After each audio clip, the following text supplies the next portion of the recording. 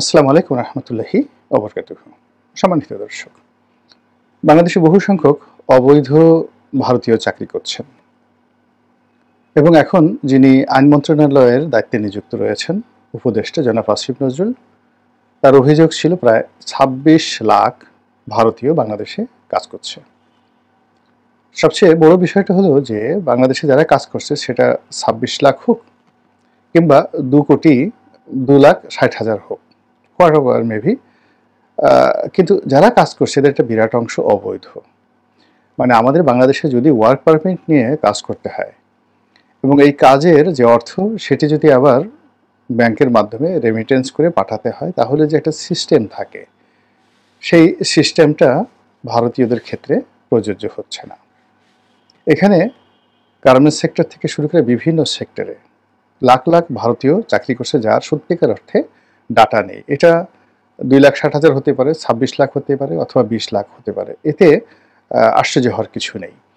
২ নম্বর হলো যে এই ভারতীয় জনগোষ্ঠীর কারণে আমাদের এখানে গার্মেন্টস সেক্টরে বিরাট বিপর্যয় তৈরি হয়ে যাচ্ছে। অর্থাৎ এখানে একটা সময় আমাদের দেশে শ্রীলঙ্কান এক্সপার্টরা কাজ করতো এবং যারা সব দিক থেকে প্রফেশনাল ছিল, তো তাদের সেই জায়গাটা ভারতীয়রা দখল করেছে এবং দখল করার পরে যেটা হয়, এরা আস্তে আস্তে আস্তে আস্তে বড় বড় গার্মেন্টস কোম্পানিগুলো বা যে ব্যবসাগুলো এখানে সিইও হিসেবে তারা দায়িত্ব পালন করে, প্রধান নির্বাহী হিসাবে কিংবা ধরুন ছোট চাকরি হিসেবে দায়িত্ব পালন করে, তারপর এই ব্যবসাগুলো তারা বুঝে কিছুদিন পরে নিজেরা ব্যবসা শুরু করে, তারপর এই ব্যবসাগুলো বাংলাদেশ থেকে ডাইভার্ট করে ভারতে নিয়ে যায়। এগুলো ব্যবসায়িক সেক্টরে, যে কাজটা শ্রীলঙ্কার নাগরিকরা কোনো দিন করেননি। আমি নিজে আমাদের কর্মজীবনে আমি একটা গার্মেন্টস বাইং হাউসে চাকরি করেছি, জার্মান বাইং হাউস C&A, যেটাকে মন্ডিয়াল ওরিয়েন্ট বলেন। যারা ব্যবসা বাণিজ্য করেন তারা জানেন এটা পৃথিবীর one of the top largest buying house এবং ইউরোপে এদের একসময় ৩৬,০০০ সেলস সেন্টার ছিল। অর্থাৎ S&M, আজ আমরা যেভাবে S&Mকে চিনি, ৮০-র দশকে ৯০-এর দশকে তখন সারা পৃথিবীতে C&A ওই ব্র্যান্ডটা ইউরোপে এবং যাকে বলা হয় স্ক্যান্ডিনেভিয়ান কান্ট্রিতে নাম্বার 1 ব্র্যান্ড ছিল মধ্যবিত্ত পরিবারের জন্য C&A। তো ওটার যে বাইং ডিভিশনে আমি চাকরি করেছি এবং আমার সঙ্গে যারা টেকনিক্যাল এক্সপার্ট ছিলেন, মার্চেন্ডাইজিং এক্সপার্ট ছিলেন, তখন সেই ৮০-র দশকে সবাই শ্রীলঙ্কান ছিলেন।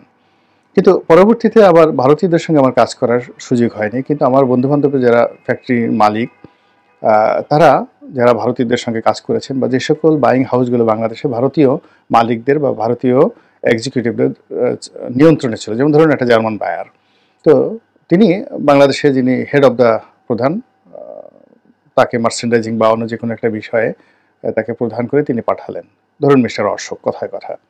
তো অশোক কিছুদিন সে ব্যবসা বাণিজ্য করলো, তারপরে শেষে সে জার্মান বায়ারটাকে ডুবিয়ে দিল।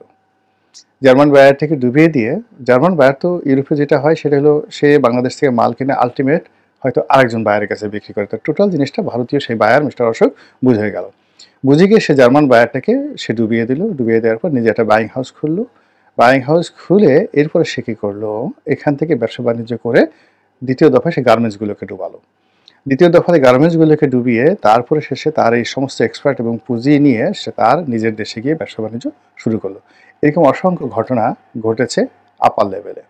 আর লোয়ার লেভেলে যে সকল কর্মকাণ্ড হয়, অর্থাৎ এখানে অনেক ভারতীয় রয়েছেন যারা এখানে বসে বসে ট্রেডিং করেন, চালের বাজার, ডালের বাজার, আলুর বাজার, আমরা ভারতের যে সকল বিষয়াদি রয়েছে সব বিষয় যারা এখানে এজেন্ট রূপে কাজ করেন, এরা কেউ ওয়ার্ক পারমিট নিয়ে কাজ করেন না।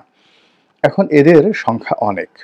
আমার কাছে মনে হচ্ছে যেটা হয়তো ২৬ লাখ হবে না, কিন্তু এটা ১০ লাখের নিচেও হবে না।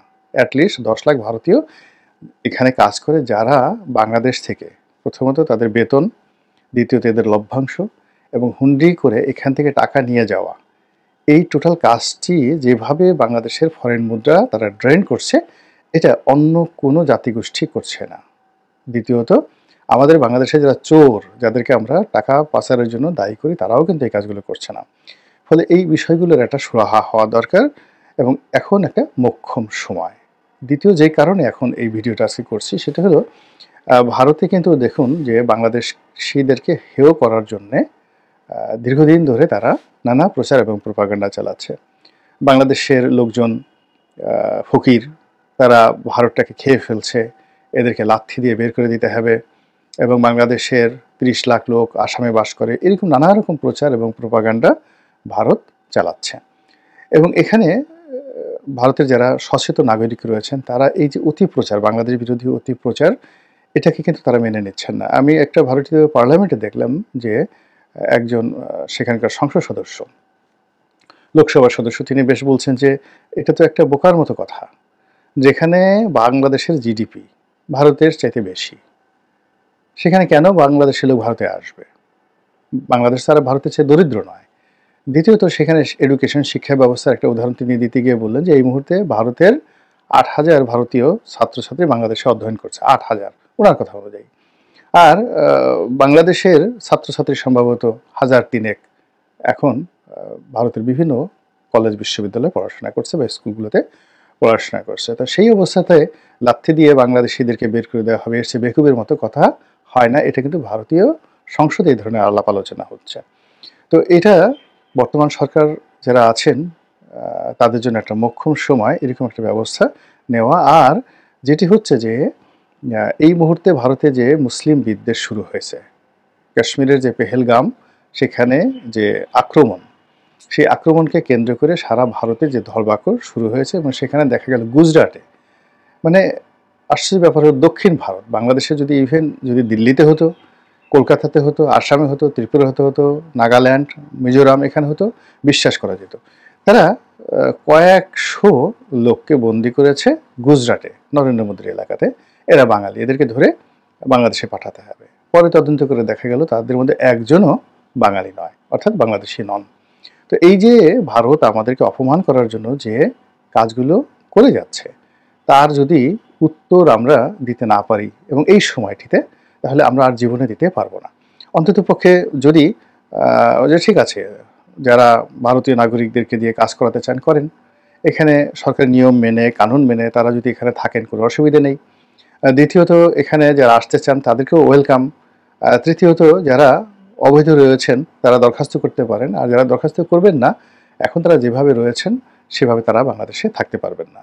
এখানে বাংলাদেশের সব কিছুই এখন একটু কম হচ্ছে, বাট আগের রেজিমের সময়টাতে বলতে গেলে সব ক্ষেত্রেই ভারতীয়রা যে আধিপত্য দেখাতেন এবং তারা অর্থনীতির চাকা যেভাবে ঘোরাতেন, ব্যবসা বাণিজ্য যেভাবে নিয়ন্ত্রণ করতেন, রাজনীতি যেভাবে নিয়ন্ত্রণ করতেন, তা একটা দেশের স্বাধীনতা, সার্বভৌমত্বের উপর রীতিমতো কুঠারাঘাত। এবং তারা অর্থনীতির যে মূল যে জিস্টগুলো রয়েছে যেভাবে শোষণ করে, লেহন করে এখান থেকে নিয়ে যেতেন, এটা অনেকটা ক্যান্সারের মতো আমাদের জন্য। আমাদের শ্রমিকরা যেখানে মাসে 40-50 হাজার টাকা আয় করার জন্য মধ্যপ্রাচ্যের উত্তপ্ত বালুকা ভূমিতে জীবন সঁপে দিচ্ছেন, 4 বছর 5 বছর পর একবার মাত্র বাংলাদেশে আসছেন, সেখানে ভারতীয় লাখ লাখ নাগরিক এখান থেকে কোনো রকম থোড়াই কেয়ার করে লক্ষ লক্ষ টাকা এক একজনে আয় করছেন।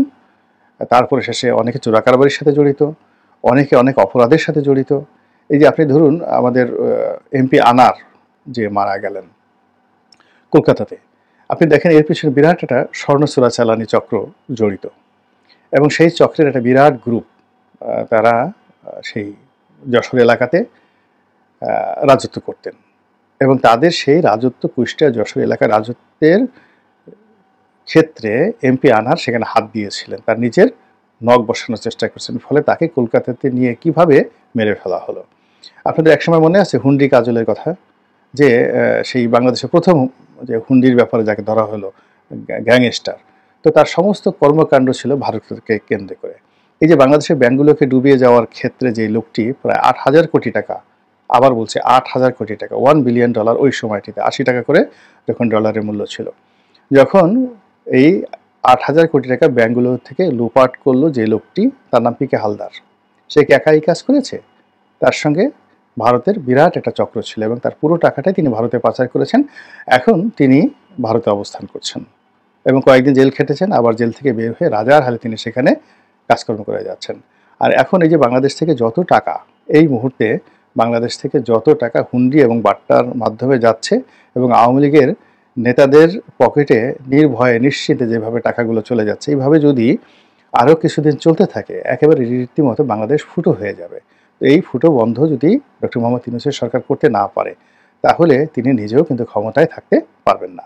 কাজেই চোখে চোখ রাখতে হবে, ন্যায়ের পথে চলতে হবে। আমরা কোনো অত্যাচার করতে চাই না, কাউকে অপমানিত করতে চাই না। আমরা বলছি না যে ডোনাল্ড ট্রাম্প যেভাবে পিঠমোড়া করে বেঁধে, তারপর সে কোমরে রশি বেঁধে ভারতীয়দেরকে সেখানে ধরে যারা প্লেনে উঠিয়ে দিয়েছেন, আমরা ওরকম চাচ্ছি না।